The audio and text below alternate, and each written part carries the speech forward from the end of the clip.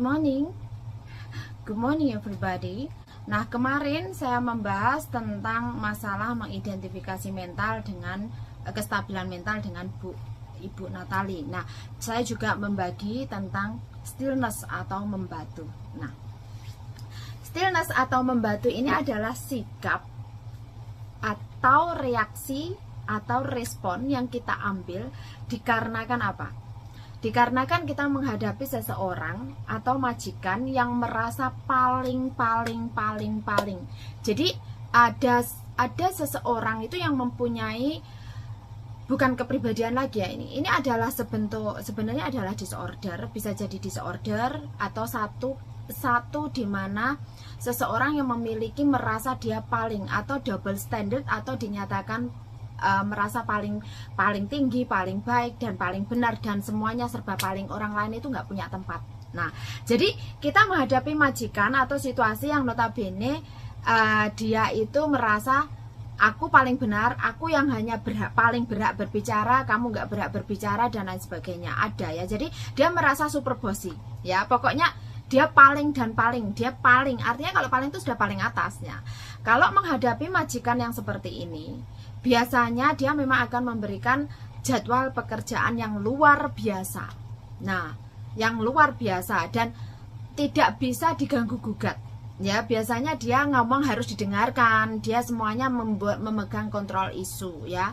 Jadi kemarin yang saya posting itu adalah sebentuk majikan yang memiliki kebiasaan dan juga kepribadian yang mempunyai kontrol isu. So, some of the personality there is a weird maybe, but some of them they didn't recognize themselves that this kind of personality is scaring. It's something disorder, like disorder, but I could not say that because I'm not a doctor, but I do have an information and I am learning on it from the YouTube channel which is owned by Dr. Ramani. Yeah, she's specific on this kind of problem that's about narcissism and about disorder personality.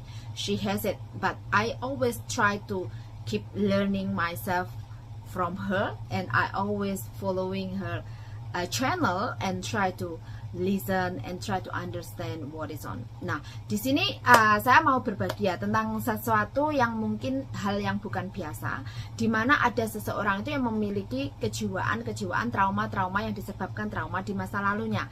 Dan contohnya yaitu tadi, di saat mungkin seseorang itu di masa lalunya ya, dia dalam hidup kekurangan, dia diharuskan untuk menjadi yang terbaik ya kan. Nah, di sini karena ada sindrom seperti ini di mana saya harus menjadi yang terbaik untuk dipuji, untuk memuaskan orang lain, dan akhirnya dia sudah mendapatkan itu, dia sudah menjadi menjadi yang terbaik, benar-benar menjadi pembuktian yang terbaik. Itu bukan pembuktian untuk dirinya sendiri, tapi pembuktian untuk mendapatkan kekuatan baru guna untuk mencari orang lain untuk diperlakukan hal yang sama di masa lalunya. So some of the people may be having that kind of trauma when she or he when in the past they having that kind of bullying, they having that kind of could not accepting herself or him or themselves. So they try to prove to the world that he is the best, she's the best. After she get that kind of validation, she will try to find someone lower than her or lower than him to get this point to supply his needs. The selfishness, the ego, and everything that she should to be the best. So that's why she has to find someone is lower than them, lower than her, lower than him. Okay, so once they get someone is lower than him, he's easy to control, he's easy to handle, whatever do like what they like. Seem like this.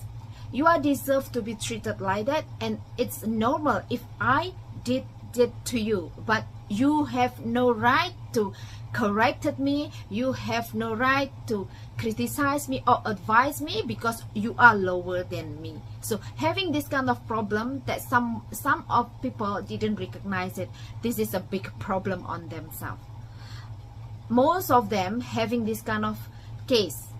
And yesterday I was posting about the schedule from the employer side, which is terrible.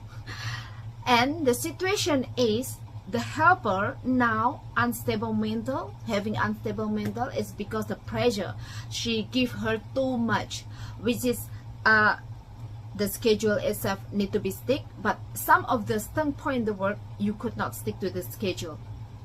Okay, this is the working environment. And other thing that's the helper itself could not control her emotion is because every time being disgraced, being discarded, being saying that being bullied by the employer seem like disconnect or having an absent mind is because of the situation, and the working environment didn't make her feel happy, didn't make her freely to express her thoughts, to express some spare thoughts for her. The employer side didn't understand about this, and the employer was being that fixed rule that I am the boss, I am holding the rule, and I am the one who controlling you. This is wrong. I could say this is wrong because you should to give some space to your helper. At least let her think, let her use her mind, her brain to think the way out, or to try to find out solving a problem by herself. It's not by you. Okay, it's not by you. You are the employer. Yes, you could put open the table for her, give some problem, but let her try to deal with it and find the solution by herself. And to motivate her to get better, to improve her skill or improve herself, you should to find the way out how to correct her, how to teach her to be a better person and a better helper for you. It's not try to discard her or disgrace her. That's saying you are not good enough, you are not the right person or whatever. You know, when you say that word, that's will discard her and disgrace her. It's discourage her not to be better. This is will affect her emotional, and this is will cause abusive, and her mental will be not stable, and that is everything. She's unfocused on her job, the result, and she will be always absent-minded, and this is will be a big problem on you as an employer itself. The further you drive her crazy, the further you could not understand your helper. This is the message what I have to deliver to the employer. That's why please be more understanding to your helper within the communication, and try to touch anyone's hearts, including on yourself. Spare thoughts to yourself before you spare thoughts to others. So you could touch yourself and ask yourself, do I good enough? Am I good enough? Should I treat her to be like that? Do I could manage if without her? Do I could manage if I put myself at her shoe? Try to ask yourself as an employer, and especially within employer and the helper should to be more communicate more in the way, both way. It's not only one way. Working environment as a domestic helper, we are doing a domestic job, we are doing a household chore, we are living together, we are having a connection within person and employer and the helper. This is both way. This is two way. That's maybe someone feel bad, you have to make her feel better, and then also the same, try to give some room and privacy.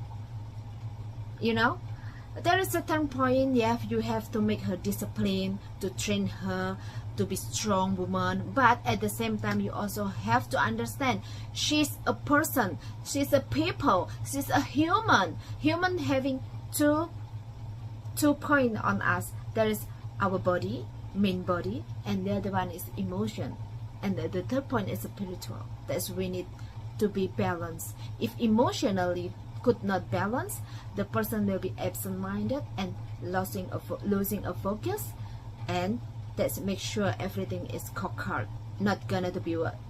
So both employer and helper should be maintain the communication well. Stop doing that kind of fix that rule, but try to be flexible and try to be more humanity and more treat your helper as a human being. That's it.